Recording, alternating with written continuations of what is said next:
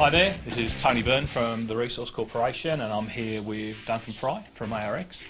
Always smiling. Yep. And happy to be here, Tony. That's fantastic. Happy to have you. We've got the ISO Optimizer here. Now, ISO, before we move on, ISO, what does that mean in an Audi box when you see the word ISO? ISO means there are isolating transformers inside. Okay, and what does that mean? Any hum or noise that comes in on one end doesn't go out. Okay. It stops it. It breaks, physically breaks the signal line. Excellent. And it's called galvanic isolation. All right, and this is available on a number of devices? Yeah, anything with an output transformer on it. Okay, and in a lot of the Audi box range, they're isolated in that way. Okay, that's good to know.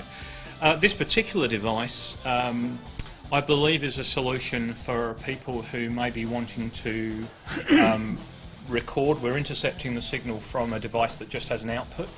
Typically, maybe it might be a tape player, it might be a VCR, it might be a CD player that doesn't have any real control.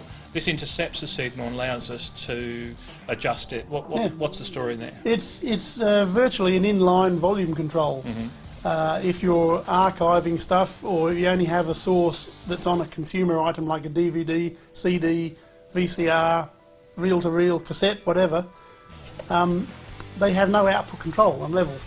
And your computer sound card doesn't have any input control. It's whatever comes in, it records onto your software. Now, this means you can trim the level to something that won't clip it, because nothing sounds worse than digital clipping. Mm-hmm. So it'll give you the optimum signal that'll suit what you're recording. That's why it's called ISO Optimizer.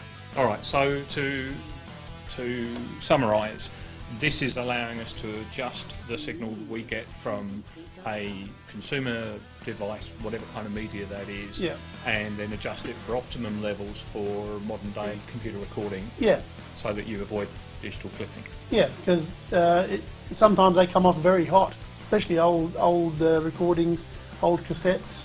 Reel-to-reels can come off really hot, so this is a way of knocking it back to a level that will be acceptable to your software.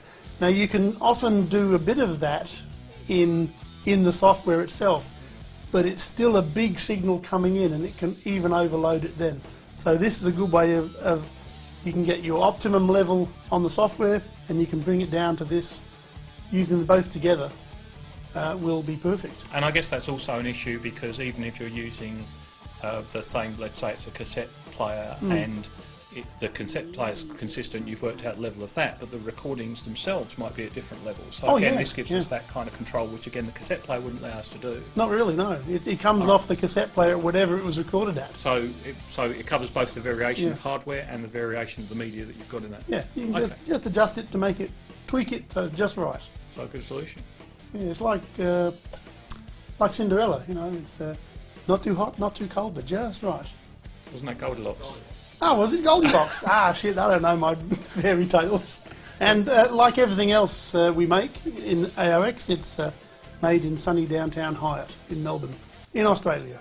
Fantastic. Yeah.